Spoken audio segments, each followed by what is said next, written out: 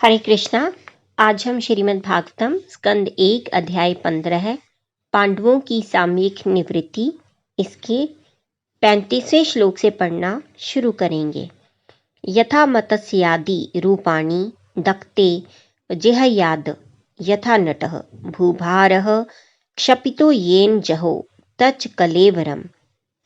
परमेश्वर ने जिस शरीर को पृथ्वी का भार कम करने हेतु प्रकट किया था उसे उन्होंने छोड़ दिया। वे एक तांत्रिक के समान विभिन्न शरीरों को यथा मत्स्य अवतार तथा अन्य अवतारों में धारण करते हेतु एक शरीर को छोड़ते हैं।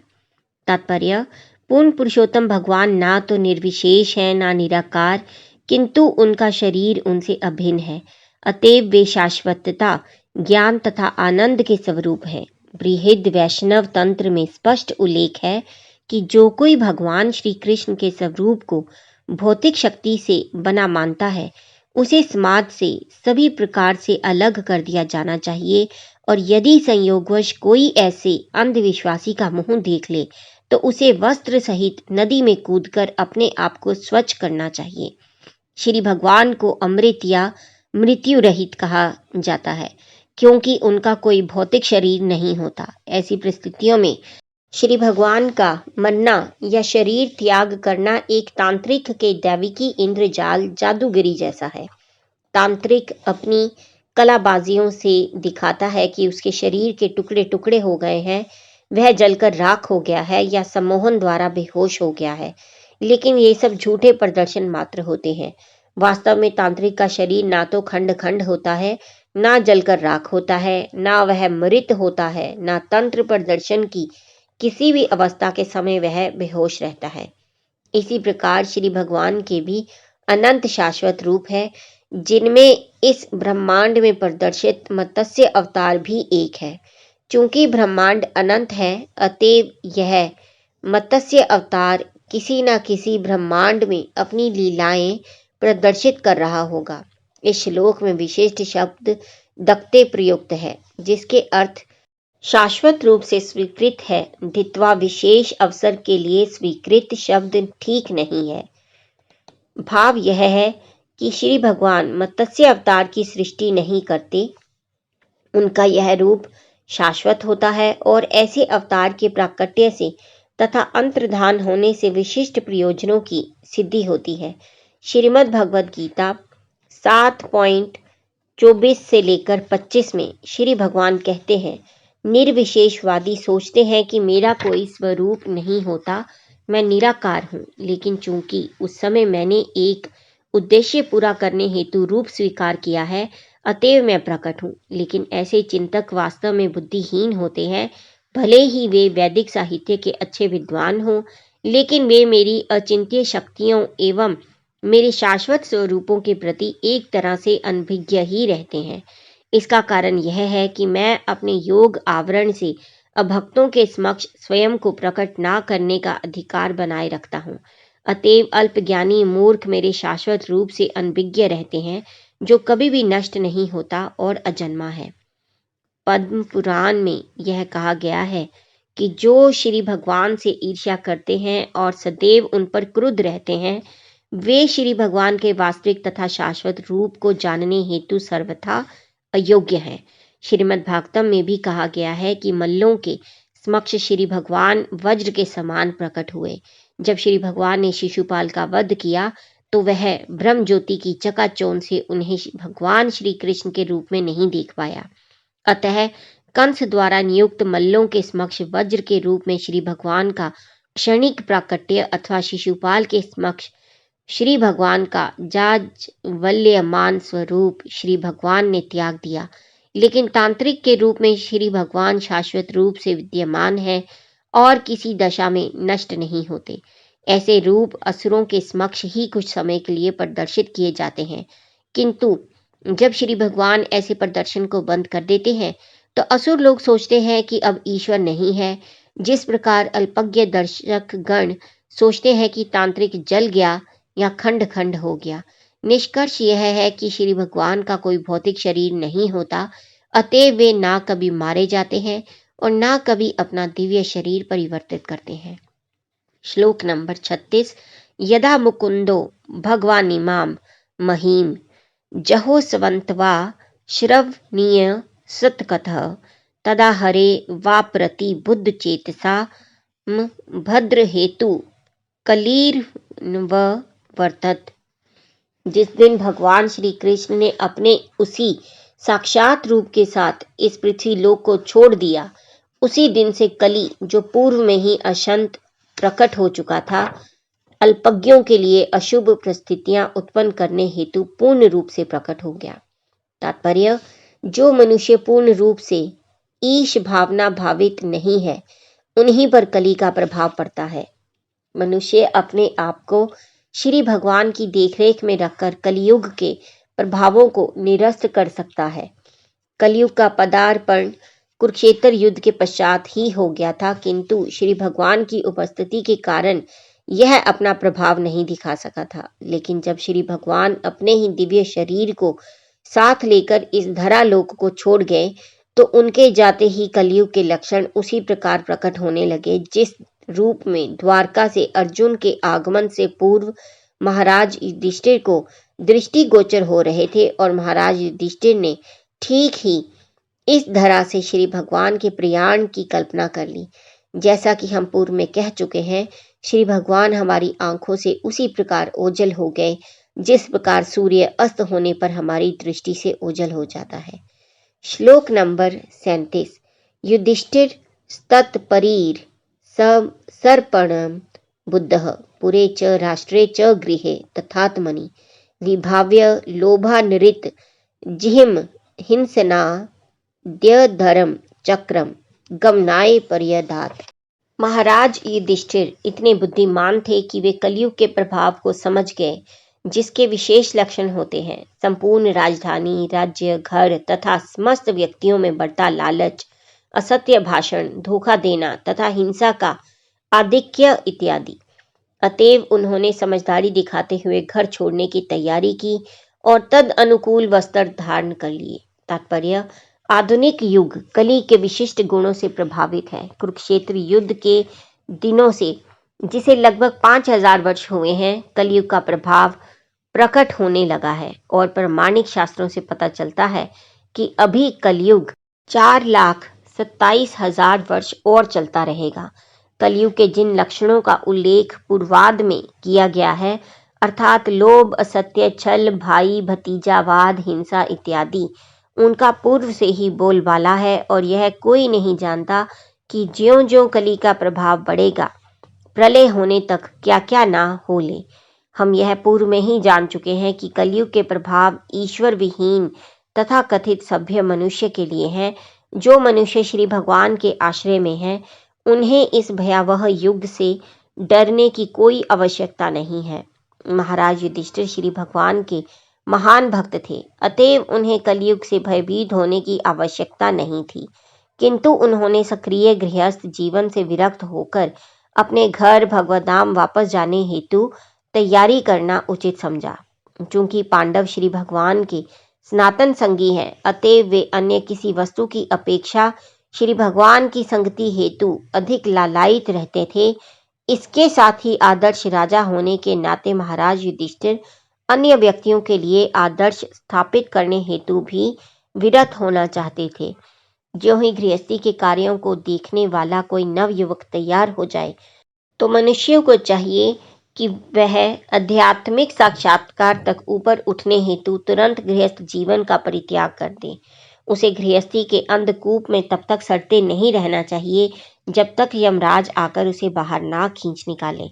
आधुनिक राजनेताओं को महाराज युधिष्ठिर से स्वैच्छिक वैराग्य लेने की शिक्षा ग्रहण करनी चाहिए और नई पीढ़ी को अवसर प्रदान करना चाहिए।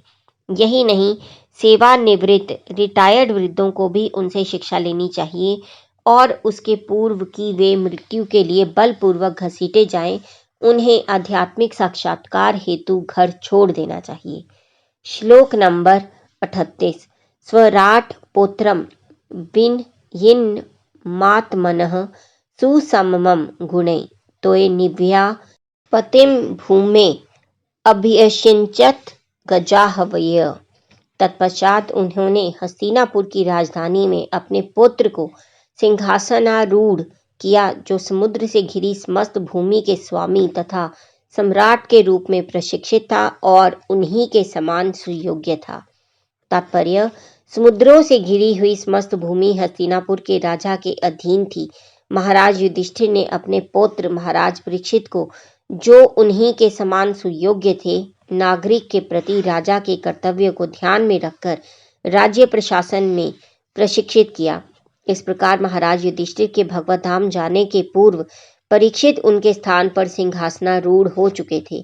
यहाँ पर महाराज परीक्षित के प्रसंग में विनियनम शब्द प्रयुक्त हुआ है, जो महत्वपूर्ण है। कम से कम महाराज परीक्षित के समय तक हस्तिनापुर का राजा पूरे संसार का सम्राट क्यों माना जाता था? इसका कारण यही था कि सम्राट के अच्छे शासन के कारण संसार के लोग सुखी थे। नागरिकों के सुख का कारण प्रचुर प्राकृतिक उपज थी, जैसे अन्न, फल, दुग्ध, औषधियां, रत्न, खनिज तथा जनता की आवश्यकता की समस्त वस्तुएं।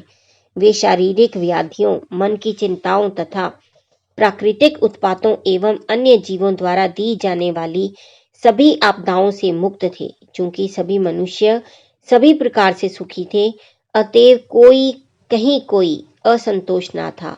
यद्यपि राजनैतिक कारणों तथा श्रेष्ठता प्रदर्शन के लिए विभिन्न प्रांत के राजाओं में कभी कभी युद्ध हुआ करते थे, प्रत्येक व्यक्ति को जीवन का सर्वोच्च लक्ष्य प्राप्त करने हेतु प्रशिक्षित किया जाता था।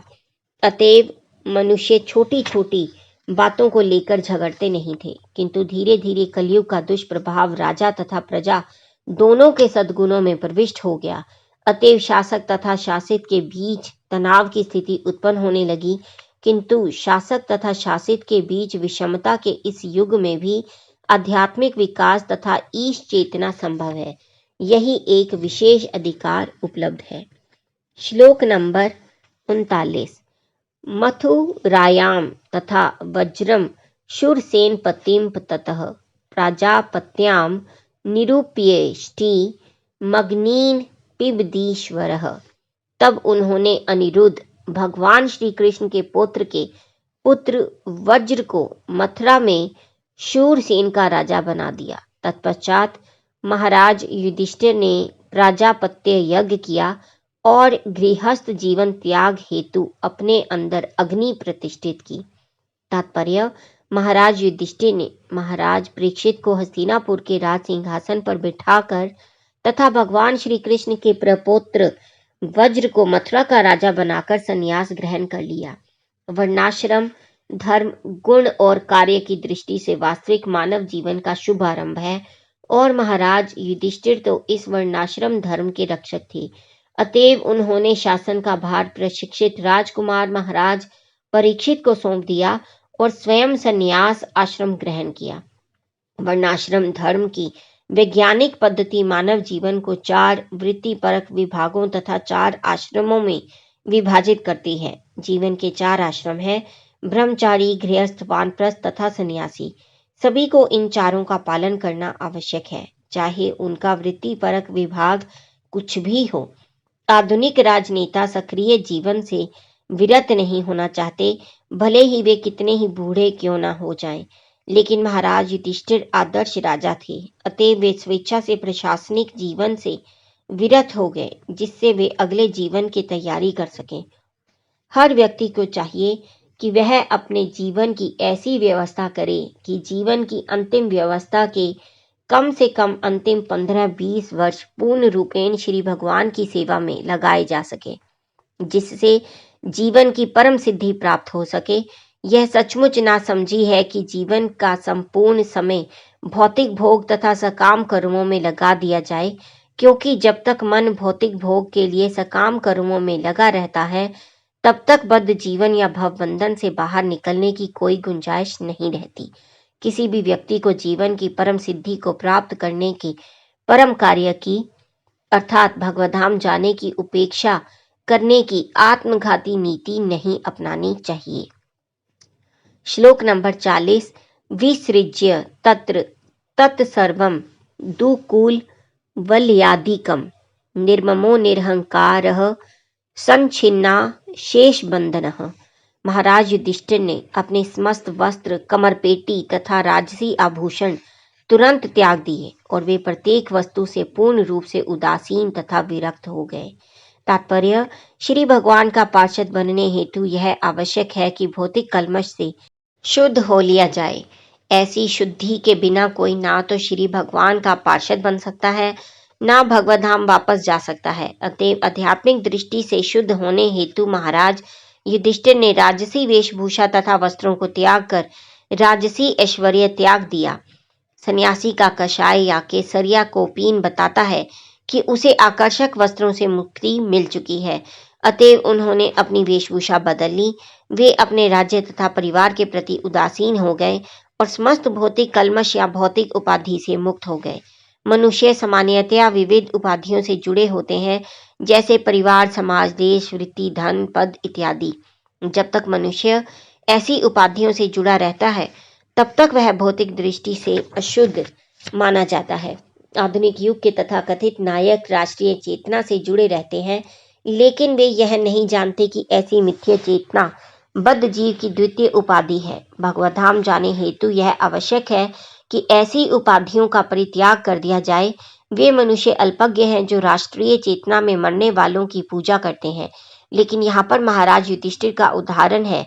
उन्होंने राजा होते हुए भी ऐसी राष्ट्रीय चेतना से रहित होकर इस संसार से जाने हेतु तैयारी की। फिर भी मनुष्य उन्हें आज तक स्मरण करते हैं, क्योंकि वे एक महान पवित्र राजा थे और लगभग भगवान श्री राम के ही समान स्तर पर थे। चूंकि संसार में ऐसे पुण्यात्मा राजाओं का प्राधान्य था, अतएव वे सभी प्रकार से सुखी थे और ऐसे महान सम्राटों के लिए विश्व भर शासन चलाना संभव हो पाया। श्लोक नंबर 41।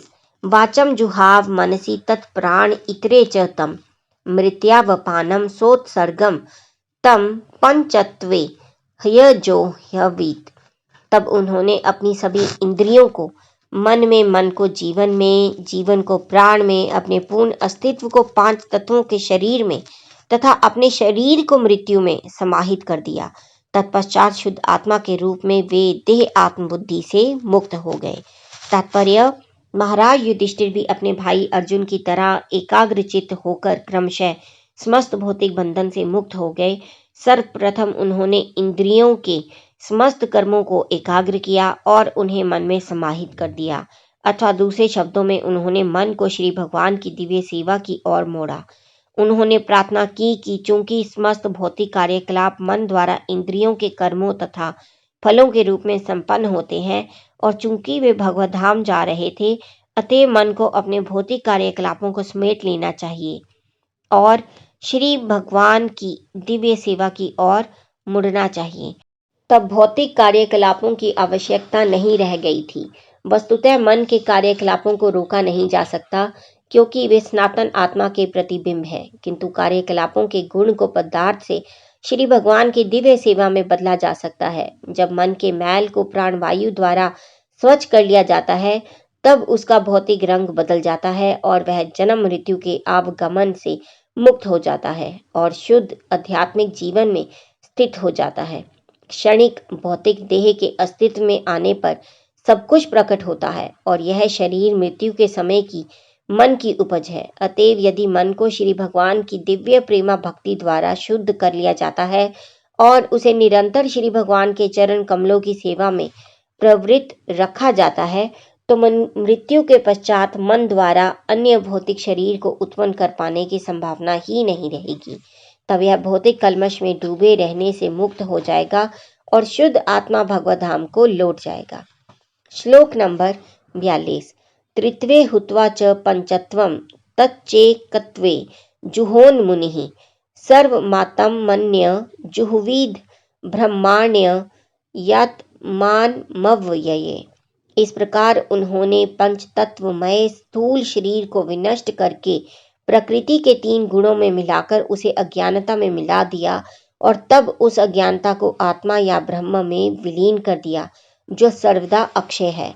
तात्पर्य, इस भौतिक संसार में जो कुछ व्यक्त है वह महत तत्व अव्यक्त का प्रतिफल है और हमें जितनी वस्तुएं दृष्टिगोचर होती हैं वे ऐसे विविध भौतिक पदार्थों के विविध संयोग हैं, लेकिन जीव ऐसे भौतिक पदार्थों से भिन्न होता है, यह तो जीव द्वारा श्री भगवान के नित्यदास के रूप में अपना शाश्वत स्वभाव भूलने के कारण तथा प्रकृति पर प्रभुता जताने की मिथ्या धारणा के कारण है कि उसे मिथ्या इंद्रिय भोग के संसार में प्रवेश करना पड़ता है। इस प्रकार भौतिकता द्वारा मन के प्रभावित होने का मुख्य कारण भौतिक शक्ति की साथ साथ उत्पत्ति है। इस प्रकार 5 तत्वों का स्थूल शरीर उत्पन्न होता है। महाराज युधिष्ठिर ने इस क्रिया को उलट दिया और उन्होंने शरीर के 5 तत्वों को भौतिक प्रकृति के 3 गुणों में मिला दिया। इससे शरीर के उत्तम, मध्यम या निकृष्ट होने का अंतर जाता रहता है और पुनः गुणात्मक अभिव्यक्तियां भौतिक शक्ति में समाहित हो जाती हैं, जो शुद्ध जीव के मिथ्या भाव से उत्पन्न है।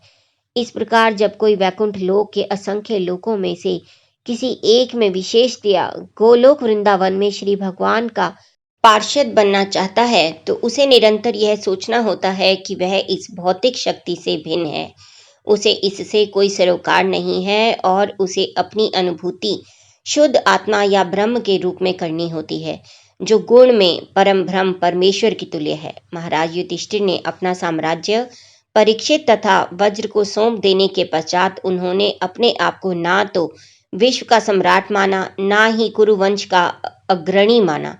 भौतिक संबंधों से एवं स्थूल तथा सूक्ष्म आवरणों के भौतिक बंधन से स्वतंत्रता का यह भाव मनुष्य को श्री भगवान के दास के रूप में कार्य करने हेतु मुक्त बनाता है, भले ही वह अभी भौतिक जगत में रहता हो। यह अवस्था इसी भौतिक जगत में रहते हुए भी जीवन मुक्त अवस्था कहलाती है। भौतिक अस्तित्व को समाप्त करने की विधि यही है। मनुष्यों को न केवल अपने आप को ब्रह्म समझना चाहिए, अपितु उसे ब्रह्म के समान आचरण भी करना चाहिए। जो अपने आप को मात्र ब्रह्म समझता है वह मायावादी निर्विशेषवादी है, किंतु जो ब्रह्म के समान कर्म करता है वह शुद्ध भक्त है। श्लोक नंबर 43। चीरवासा निराहारो बद्ध वांग मुक्त मूर्धजः दर्शयन्नात्मनो रूपम जडोन्मुक्त पिशाचवत् अन्वेक्षमाणो निर्गाद शृण्वन् बधिरो यथा। तत्पश्चात महाराज युधिष्ठिर ने फटे हुए वस्त्र पहन लिए, ठोस आहार लेना बंद कर दिया। वे जानकर गूंगे बन गए और बालों को खोल दिया। इन सबके मिले जुले रूप में वे एक उज्जड़ या वृत्तिविहीन मनोरोगी की तरह दिखने लगे। वे किसी वस्तु के लिए अपने भाइयों पर आश्रित नहीं रहे। वे बहरे मनुष्य के समान सब कुछ अनसुना करने लगे। तात्पर्य, इस प्रकार समस्त बाह्य झंझटों से छूटने पर उन्हें राजसी जीवन या पारिवारिक प्रतिष्ठा से कुछ लेना देना नहीं रहा और वे एक तरह से वे निष्क्रिय, बुद्धिहीन उज्जड़ के समान बन गए और भौतिक विषयों के संबंध में कुछ भी बोलना बंद कर दिया। अब वे अपने उन भाइयों पर आश्रित नहीं रहे जो निरंतर उनकी सहायता करते थे। सभी प्रकार की इस पूर्ण स्वतंत्रता को निर्भीकता की शुद्ध अवस्था, निर्भय पद कहते हैं। श्लोक नंबर 44। उदीचीं प्रविवेशाशां गतपूर्वां महातभिः हृदि ब्रह्म परम ध्यायन्नावर्तेत यतो गत। तब उन्होंने उत्तर दिशा की ओर अपने पूर्वजों तथा महापुरुषों द्वारा स्वीकृत पथ पर चलते हुए प्रस्थान किया, जिससे वे परमेश्वर के विचार में पूर्ण रूप में लग सकें। वे जहाँ कहीं भी गए इसी प्रकार रहे। तात्पर्य, इस श्लोक से यह विदित होता है कि महाराज युधिष्ठिर ने अपने पूर्वजों तथा श्री भगवान के महान भक्तों के चरण चिन्हों का अनुगमन किया। हम पूर्व में कई बार यह बता चुके हैं कि जिस रूप में वर्णाश्रम धर्म विश्व के निवासियों द्वारा और विशेष रूप से आर्यवर्त के निवासियों द्वारा पालित होता है, उसमें जीवन की एक अवस्था में घर बार के सभी संबंधों को छिन्न करने की महत्ता पर बल दिया जाता है। इसी दृष्टि से प्रशिक्षण तथा शिक्षा दी जाती थी और इस प्रकार महाराज युधिष्ठिर जैसे सम्मानित व्यक्ति को आत्म साक्षात्कार करने तथा भगवत धाम वापस लौटने हेतु सभी पारिवारिक संबंध छोड़ने पड़ते थे। गृहस्थ जीवन को ना कोई राजा ना कोई सम्मानित व्यक्ति अंत तक चला सकता है, क्योंकि इसे मानव जीवन की सिद्धि के प्रतिकूल तथा उसकी आत्महत्या जैसा माना जाता है। अतएव सभी पारिवारिक झंझटों से मुक्त होने एवं भगवान श्री कृष्ण की भक्तिमय सेवा में 100% लगने की हमेशा संस्तुति की जाती है, क्योंकि यह प्रामाणिक पथ है। श्री भगवान भगवद गीता 18.62 में शिक्षा देते हैं कि मनुष्य को कम से कम अपनी अंतिम अवस्था में भगवत भक्त बनना चाहिए। श्री भगवान के प्रति एक निष्ठ आत्मा को अपने हित हेतु महाराज युधिष्ठिर की तरह श्री भगवान के उपदेश का पालन करना चाहिए। ब्रह्म परम शब्द भगवान श्री कृष्ण के सूचक है। इसकी पुष्टि अर्जुन द्वारा श्रीमद् भगवद गीता 10.13 में असित, देवल, नारद तथा व्यास जैसे महापुरुषों के संदर्भ में की गई है। इस प्रकार उत्तर दिशा के लिए गृह त्याग करते हुए महाराज युधिष्ठिर अपने अंतकरण में निरंतर भगवान श्री कृष्ण का स्मरण करते रहे और अपने पूर्वजों तथा सभी महान भक्तों के चरण चिन्हों पर चलते रहे। श्लोक नंबर 45। सर्वे तम नु निर्जग्मुर्भ्रातरः कृतनीक्षच्या कलिना धर्ममित्रेण दृष्टा सपृष्टा प्रजा भुवि। महाराज युधिष्ठिर के छोटे भाइयों ने देखा कि कलयुग का पूर्व से ही संसार भर में पदार्पण हो चुका है और राज्य के नागरिक पूर्व से ही अधर्म द्वारा प्रभावित हैं।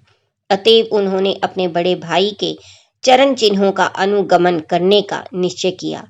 तात्पर्य, महाराज युधिष्ठिर के छोटे भाई पहले से ही सम्राट के आज्ञा पालक थे और जीवन के परम उद्देश्य को जानने हेतु उन्हें पर्याप्त प्रशिक्षण दिया गया था। अतएव उन्होंने भगवान श्री कृष्ण की भक्ति करने में अपने बड़े भाई का अनुसरण करने का निश्चय किया। सनातन धर्म के नियम अनुसार आधी आयु बीत जाने पर गृहस्थ जीवन से विरक्त होकर मनुष्य को आत्म साक्षात्कार में प्रवृत्त होना चाहिए, लेकिन इस प्रकार प्रवृत्त होना सदैव निश्चित नहीं रहता। कभी कभी निवृत्ति प्राप्त मनुष्य मोहग्रस्त हो जाते हैं कि जीवन के अंतिम दिन कैसे बिताए जाएं। यहाँ पर पांडव जैसे अधिकारी जनों का निर्णय दिया हुआ है।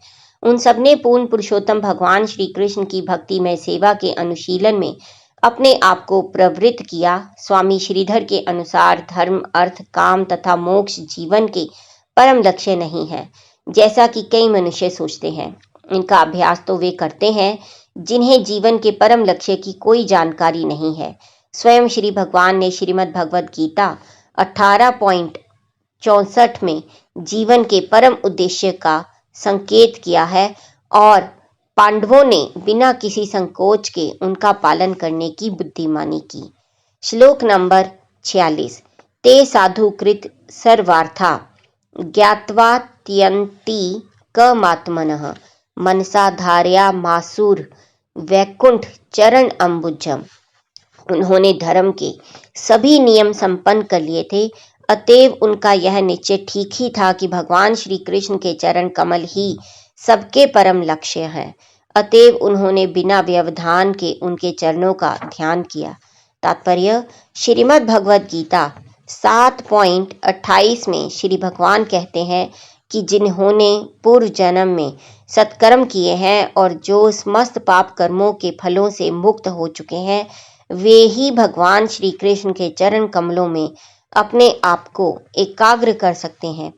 पांडवों ने न केवल इस जन्म में अपितु अपने पूर्व जन्मों में भी सदैव पुण्य कर्म किए थे और इस प्रकार वे पाप कर्मों के फलों से हमेशा मुक्त थे। अतः यह उचित ही है कि उन्होंने अपना ध्यान श्री भगवान के चरण कमलों पर केंद्रित किया। श्रीला विश्वनाथ चक्रवर्ती के अनुसार धर्म, अर्थ, काम तथा मोक्ष के नियमों को वे ही अपनाते हैं जो पाप कर्म के फलों से मुक्त नहीं हुए हैं। ऐसे मनुष्य उपर्युक्त चारों नियमों के कलमश से प्रभावित होने के कारण वैकुंठ लोक के स्वामी श्री भगवान के चरण कमलों को तुरंत ही अपना नहीं पाते। वैकुंठ विश्व भौतिक आकाश से बहुत दूर स्थित है। भौतिक आकाश दुर्गा देवी या श्री भगवान की भौतिक शक्ति के अधीन है, किंतु वैकुंठ विश्व की व्यवस्था श्री भगवान की निजी शक्ति द्वारा होती है। श्लोक नंबर 47। तद यानो धृत्या भक्त्या विशुद्धधीषणा परे तस्मिन् नारायण पदे एकांत मत्यो गतिम अवार पुरदूर वापाम ते असद भी विर्ष्यात्मभि विधूत कल्मषास्थानम विरजेनाथ मेन मनेव ही। इस प्रकार भक्तिभाव से निरंतर स्मरण करने से उत्पन्न भक्तिमय शुद्ध चेतना द्वारा उन्होंने आदि नारायण भगवान श्री कृष्ण द्वारा अधिशासित वैकुंठ लोक प्राप्त किया। यह वैकुंठ लोक केवल उन्हें प्राप्त होता है जो अविचल भाव से एक परमेश्वर का ध्यान धरते हैं। भगवान श्री कृष्ण का यह धाम गोलोक वृंदावन कहलाता है और यह उन व्यक्तियों को प्राप्त नहीं होता जो जीवन की भौतिक अवधारणा में लीन रहते हैं, लेकिन समस्त भौतिक कल्मश से पूर्ण रूप से शुद्ध होने के कारण पांडवों ने अपने इसी शरीर में उस धाम को प्राप्त किया। तात्पर्य: श्रीला जीव गोस्वामी के अनुसार यदि कोई व्यक्ति सत्व, रजो तथा तमो गुणों से मुक्त हो तथा अध्यात्म में स्थित हो तो वह शरीर परिवर्तन हुए बिना ही जीवन की परम सिद्धि प्राप्त कर सकता है। श्रीला सनातन गोस्वामी ने हरिभक्ति विलास नामक अपनी कृति में कहा है कि कोई भी व्यक्ति प्रामाणिक गुरु के पद प्रदर्शन में आध्यात्मिक अनुशासनात्मक कर्म करके द्विजन्मा ब्राह्मण की सिद्धि प्राप्त कर सकता है। ठीक उसी तरह जिस प्रकार एक रसायन शास्त्री रासायनिक प्रक्रिया से कांसे को सोने में बदल देता है, अतएव शरीर परिवर्तन के बिना ही ब्राह्मण बनने या बिना शरीर परिवर्तन के भगवत धाम जाने में वास्तविक मार्गदर्शन का महत्व होता है। श्रीला जीव गोस्वामी की टीका है कि यहाँ ही शब्द का प्रयोग उस सत्य की पुष्टि करता है और इस वास्तविक स्थिति के विषय में कोई संदेह नहीं है। श्रीमद् भगवद गीता 14.26 में भी श्रीला जीव गोस्वामी के इस कथन की पुष्टि होती है, जब श्री भगवान कहते हैं कि जो अविचल भाव से विधि पूर्वक भक्ति करता है वह भौतिक प्रकृति के तीनों गुणों के कल्मश को लांघ करके ब्रह्म सिद्धि प्राप्त कर सकता है, और जब भक्तिमय सेवा के स्वतः स्फूर्त आचरण द्वारा ब्रह्म सिद्धि को और भी उन्नत बनाया जाता है तो इसमें जरा भी संदेह नहीं रह जाता कि उसे बिना शरीर परिवर्तन के गोलोक वृंदावन प्राप्त होता है, जैसा बिना शरीर परिवर्तन के श्री भगवान के अपने धाम लौटने के संबंध में हम पूर्व में ही बता चुके हैं। श्लोक नंबर 49। विद्रो अपि परित्यज्य प्रभासे देहमात्मनः कृष्णावेशेन तच्चित्त पितृभि स्वक्षयम ययो। तीर्थाटन के लिए गए हुए महात्मा विदुर ने प्रभास में अपना शरीर त्यागा। चूंकि वे भगवान श्री कृष्ण के विचार में मग्न रहते थे, अतएव उनका स्वागत पितृलोक के निवासियों ने किया, जहां वे अपने मूल पद पर लौट गए। तात्पर्य: पांडवों तथा महात्मा विदुर में अंतर इतना ही है कि पांडव श्री भगवान के नित्य संगी हैं, लेकिन महात्मा विदुर पितृलोक के प्रशासक देवताओं में से एक हैं और यमराज के रूप में जाने जाते हैं। मनुष्य यमराज से भयभीत रहते हैं क्योंकि वे ही इस जगत के दुष्टों को दंड देते हैं, किंतु जो श्री भगवान के भक्त हैं उन्हें उनसे डरने की कोई बात नहीं है। वे भक्तों के सुहृद मित्र हैं, किंतु अभक्तों के लिए साक्षात भय हैं। जैसा कि हम पूर्व में बता चुके हैं, यमराज को मंडूक मुनि ने शाप दिया था कि वे शूद्र बन जाएं, अतः महात्मा विदुर यमराज के अवतार थे। उन्होंने श्री भगवान के सनातन सेवक के रूप में अत्यंत मनोयोग से भक्ति का प्रदर्शन किया और पुण्यात्मा का जीवन बिताया। यहाँ तक कि महाराज धृतराष्ट्र जैसे भौतिकवादी मनुष्य को भी उनके उपदेश से मोक्ष प्राप्त हो सका। अतएव वे भक्ति के पुण्य कर्मों द्वारा श्री भगवान के चरण कमलों का स्मरण सदैव कर सकते थे और इस प्रकार उनके शूद्र जन्मा जीवन के सभी कल्मश धुल गए। अंत में पितृलोक के निवासियों ने उनका स्वागत किया और पुनः उन्हें अपना मूल पद मिल गया। देवता भी श्री भगवान के पार्षद हैं, किंतु उन्हें श्री भगवान का व्यक्तिगत संग प्राप्त नहीं हो पाता, जबकि श्री भगवान के प्रत्यक्ष पार्षदों को उनका निरंतर संग प्राप्त होता रहता है। श्री भगवान तथा उनके निजी पार्षद निरंतर विभिन्न ब्रह्मांडों में अवतरित होते रहते हैं। श्री भगवान सभी पार्षदों का स्मरण रखते हैं, किंतु श्री भगवान के सूक्ष्म अंश होने के कारण वे उन्हें भूल जाते हैं। अत्यंत सूक्ष्म होने के कारण इस प्रकार भूलना सहज है। इसकी पुष्टि श्रीमद् भगवद गीता 4.5 में हुई है। श्लोक नंबर 50। द्रौपदी च तदा ज्ञाय पति नाम मन पेक्षताम वासुदेवे भगवती हेवकांत मत्तिराप्तम। द्रौपदी ने भी देखा कि उसके पतिगण उसकी चिंता किए बिना घर छोड़ रहे हैं। वे भगवान वासुदेव श्री कृष्ण को भली भांति जानती थी, अतएव वे तथा सुभद्रा दोनों भगवान श्री कृष्ण के ध्यान में लीन हो गईं और अपने अपने पतियों के समान गति प्राप्त की। तात्पर्य, हवाई जहाज उड़ाते समय कोई किसी दूसरे जहाज़ों को संभाल नहीं सकता। हर एक को अपने जहाज की देखभाल स्वयं करनी होती है और यदि कोई संकट आ पड़े तो उस अवस्था में कोई अन्य जहाज दूसरे की सहायता नहीं कर सकता। इसी प्रकार जीवन के अंत में जब हर एक को अपने घर भगवत धाम को प्राप्त होना होता है, तब उसे दूसरे के ऊपर निर्भर रहने की बजाय अपनी देखभाल स्वयं करनी होती है। हाँ, उड़ने के पूर्व जीवन जमीन पर सहायता की जाती है। इसी प्रकार किसी के जीवन काल में उसे उसका गुरु, पिता, माता, संबंधी, पति तथा अन्य मनुष्य सहायता कर सकते हैं, किंतु भव सागर पार करते समय हर एक को अपनी स्वयं की चिंता करनी होती है और पूर्व से प्राप्त उपदेशों का उपयोग करना होता है। द्रौपदी के 5 पति थे, किंतु किसी ने नहीं कहा कि चलो। द्रौपदी को अपने महान पतियों की प्रतीक्षा किए बिना अपनी चिंता स्वयं करनी थी और चूंकि वे पहले से प्रशिक्षित थीं, अतएव उन्होंने तुरंत पूर्ण पुरुषोत्तम भगवान वासुदेव श्री कृष्ण का ध्यान किया। पत्नियों को भी उसी प्रकार पतियों जैसी गति प्राप्त हुई, अर्थात वे बिना शरीर बदले श्री भगवान के धाम पहुंच गईं।